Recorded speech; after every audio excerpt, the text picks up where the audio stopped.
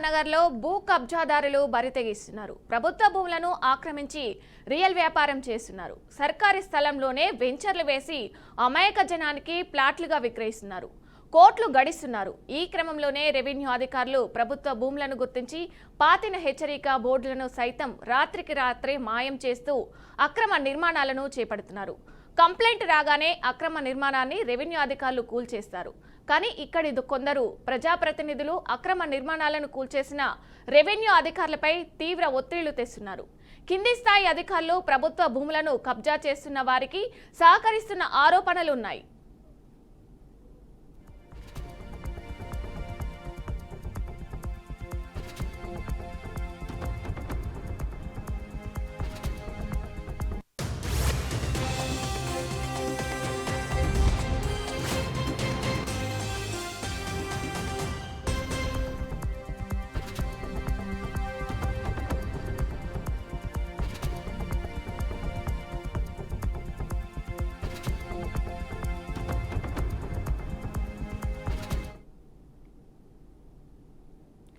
స్థలం అమ్మింది ఒకరు, అక్కడ నిర్మించుకున్న ఇంటికి నంబర్లు ఇచ్చింది మరొకరు, ఆ పరిసరాల్లో రోడ్లు వేసింది ఇంకొకరు, స్తంభాలు వేసి కరెంటు కనెక్షన్ ఇచ్చింది మరొకరు. ఈ మొత్తం వ్యవహారంలో స్థలం అమ్మిన వారు మాత్రమే ప్రైవేట్ వ్యక్తులు కాగా మిగతా వారంతా అధికారులే అన్నీ చేసి ఇంటి నిర్మాణాలు పూర్తయిన తర్వాత పట్టపగలు లేదా రాత్రికి రాత్రి వచ్చి కూల్చివేతలు చేస్తారు.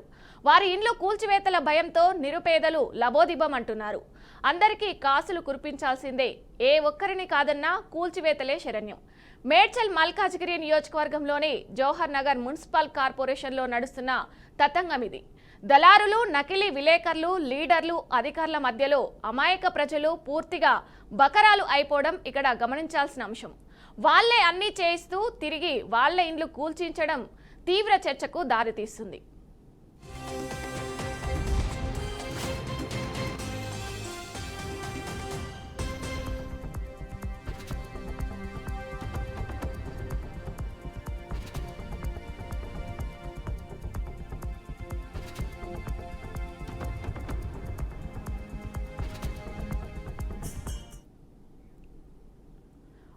పైసా కూడబెట్టుకొని ఉన్న స్థలంలో రేకుల ఇళ్లను నిర్మించుకొని మున్సిపల్ అధికారులు ట్యాంక్స్ కట్టించుకొని ఇళ్లలో ఉంటున్న వాళ్ళని బయటకు తోసేసి అక్రమ నిర్మాణం అంటూ రెవెన్యూ అధికారులు దౌర్జన్యాలకు పాల్పడుతున్నారని బాధితులు వాపోతున్నారు.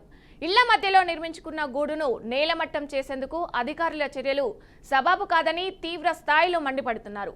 కోట్ల విలువ చేసే ప్రభుత్వ భూములు కబ్జాకు గురవుతున్నా కాసులకు కక్కుర్తిపడి పట్టపగలే బహిరంగ కబ్జాలకు పాల్పడుతున్న ఎన్నో ఎకరాల భూములను వదిలేసి ఇళ్ల మధ్యలో నివాసం ఉంటున్న వారిపై కక్ష సాధింపు చర్యలకు అధికారులు పూనుకుంటున్నారని ఆవేదన వ్యక్తం చేస్తున్నారు. వేల రూపాయల డబ్బులు చెల్లించి తాము స్థలాలను కొనుక్కున్నామని, అట్టి స్థలంలోనే తాము రేకుల ఇళ్లను ఏర్పాటు చేసుకున్నామని చెప్తున్నారు. రేకుల ఇళ్లను కట్టుకునే టైంలో కొందరు దళారులు, బస్తీ లీడర్లు, సుమారు 150 నుండి 200 మంది నకిలీ విలేకరులు ఒక్కొక్కరు ఒక్కో తీరులో తమ ఇంటి ఫోటోలను తీసి డబ్బులు డిమాండ్ చేస్తున్నారనే వాదన బలంగా వినిపిస్తుంది. డబ్బులు తాము ఇవ్వలేమనే స్థితిలో ప్రాధేయపడినా వినకుండా అధికారులతో కుమ్మక్కై తమ పేద ప్రజల గూడును నేలమట్టం చేస్తున్నారని బాధితులు ఆరోపిస్తున్నారు. అధిక మొత్తంలో ముడుపులు చెల్లించలేక బాధిత పేద కుటుంబాలు తమ గూడును దక్కించుకునేలా ప్రయత్నం చేస్తున్నారు. దాంతో అధికారులు బాధితుల మధ్య ఘర్షణకు దారితీస్తున్నాయి.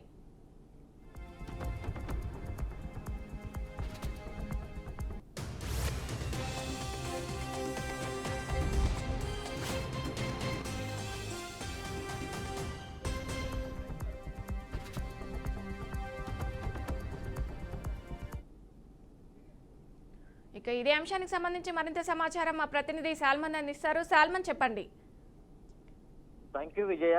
తెలంగాణ రాష్ట్రంలో ఎక్కడ ఖాళీ స్థలాలు అంటే ప్రభుత్వ స్థలాలు ఎక్కడ కబ్జా రాయిలు అయితే రెచ్చిపోతున్నారు. రాత్రికి రాత్రే ఆ యొక్క హద్దులు పాతుతున్నారు. దీనికి సంబంధించి మనం చూసుకున్నట్లయితే తెలంగాణ రాష్ట్ర వ్యాప్తంగా భూముల రేట్లు పెద్ద మొత్తంలో పెరగడంతో కొంత ఈ యొక్క కబ్జా రాయిలు అయితే రెచ్చిపోతున్నారు. దీనికి సంబంధించి ప్రైవేట్ ల్యాండ్ ఆనుకొని కనుక ప్రభుత్వ భూమి ఉంటే ఖచ్చితంగా దాన్ని కబ్జా చేస్తున్నారు. కబ్జా చేయడంతో పాటు దాని లేఅవుట్ ప్లాట్లని అమాయక ప్రజలకైతే దాన్ని అంటగడుతున్నారు. ఖచ్చితంగా అమాయక ప్రజలు కూడా కొంత మోసపోయి తక్కువ రేటుగా వస్తుంది కదా అని వారు కొనుగోలు చేసిన తర్వాత ఆ ఇల్లు నిర్మాణం అయితే ఎప్పుడైతే నిర్మాణం కోసం వారు అన్ని ఏర్పాట్లు చేసుకుంటారో అప్పుడు మొదలైతుంది వారి యొక్క కొనుక్కున్న వాళ్ళ పరిస్థితి. ఖచ్చితంగా ఒక పక్క రెవెన్యూ అధికారులు, మరో పక్క ఉడా అధికారులు, పెద్ద మొత్తంలో అధికారులు అయితే అక్కడి స్థలానికి చేరుకొని అవి నిర్మాణంలో ప్రారంభించే క్రమంలో మీకు పర్మిషన్ ఉన్నదా అంటూ కార్పొరేషన్ అధికారులు వేధించడం, ఆ తర్వాత రెవెన్యూ అధికారులు వేధించడం, అదే విధంగా కొంతమంది విలేకరులు కూడా వారి యొక్క ఇంటి స్థలం ఎవరైతే ఇల్లు నిర్మాణం చేసుకుంటున్నారో వారిని కూడా వేధించడం ప్రారంభించారు. ఖచ్చితంగా దీనికి సంబంధించి లక్షలకు వెచ్చించి తక్కువ రేటుకు వస్తుందన్న ఆశతోటి పేద ప్రజలైతే ఆ యొక్క నిర్మాణాలు చేసుకునేందుకు మాత్రం సిద్ధపడుతున్నారు. ఇది మేడ్చల్ నియోజకవర్గంలో జవహర్ నగర్ కాలనీకి సంబంధించిన ల్యాండ్. ఖచ్చితంగా అక్కడ మున్సిపల్ కార్పొరేషన్ కూడా ఖచ్చితంగా కొంత ప్రజలను అయితే భయభ్రాంతులకు గురి చేస్తుందని చెప్పవచ్చు. ఎందుకంటే పర్మిషన్ లేదు అని పెద్ద మొత్తంలో వారి దగ్గర నుంచి డబ్బులు గుంజడం మొదలు పెడతారు. అదే విధంగా రెవెన్యూ అధికారులు కూడా డబ్బులు గుంజడం మొదలు పెడతారు. వారు తక్కువ రేటుగా వస్తుందని ఎవరైతే కొనుక్కుంటారో, కొనుక్కున్న తర్వాత ఆ యొక్క భూమికి రెవెన్యూ అధికారులు ఒక పక్క, టౌన్ ప్లానింగ్ అధికారులు ఒక పక్క, అంటే మున్సిపల్ శాఖకు సంబంధించి ఖచ్చితంగా వారి దగ్గర నుంచి డబ్బులు లాక్కుంటారు. అదే విధంగా కొంతమంది ఆ యొక్క చిన్న చోట లీడర్లు కూడా వారి దగ్గర నుంచి డబ్బులు లాక్కోవడం జరుగుతుంది. ఖచ్చితంగా ఇలాంటి కబ్జా రాయిళ్లు, ఖచ్చితంగా రియల్ ఎస్టేట్ వ్యాపారులు అయితే ఖచ్చితంగా ఈ యొక్క ప్రభుత్వ భూములను చూసి లేఅవుట్ ప్లాట్లనే అని అమ్మడం జరుగుతుంది. ఖచ్చితంగా లేఅవుట్ ప్లాట్లని ఆశతోటి మాత్రం తక్కువ ధరకు వస్తుందని ఆశతోటి కొనుగోలుదారులు అయితే ఎప్పుడైతే నిర్మాణం చేస్తారో అప్పుడు వారికి చుక్కలు కనిపించే విధంగా రెవెన్యూ అధికారులు, టౌన్ ప్లానింగ్ అధికారులు, మున్సిపల్ కార్పొరేషన్ అధికారులు ఖచ్చితంగా వారి యొక్క ఇళ్లను కూల్చివేస్తున్నారు. ఖచ్చితంగా దీనికి పర్మిషన్ లేదు, ఇది ప్రభుత్వ భూమి అంటూ ఆ యొక్క ఇళ్లను అయితే నిర్మాణం చేసుకునే రేకుల షెడ్లను కూల్చివేయడంతో లబోదిబో అంటున్నారు. ఖచ్చితంగా ఇలాంటి వారికి ప్రభుత్వమే న్యాయం చేయాలి. ఎందుకంటే ఈ యొక్క ప్రభుత్వ భూమి ఏదైతే ఉంటుందో దానికి హద్దులు ఏర్పాటు చేసి ఇది ప్రభుత్వ భూమి అని హద్దులు ఏర్పాటు చేసిన తర్వాత ఎవరు కూడా ఆ రియల్ ఎస్టేట్ వ్యాపారులు అటు చూడకుండా ఉంటారు. ఎందుకంటే స్థానికంగా ఎవరైతే ప్రజలు కొనుక్కోవాలనే ఆశతో ఎవరైతే ఉంటారో ప్రభుత్వ భూమి అని వారు గుర్తించడం జరుగుతుంది. అలా ఒకవేళ మోసపోకుండా కొంత జాగ్రత్తగా తీసుకునే అవకాశం ఉంటుంది.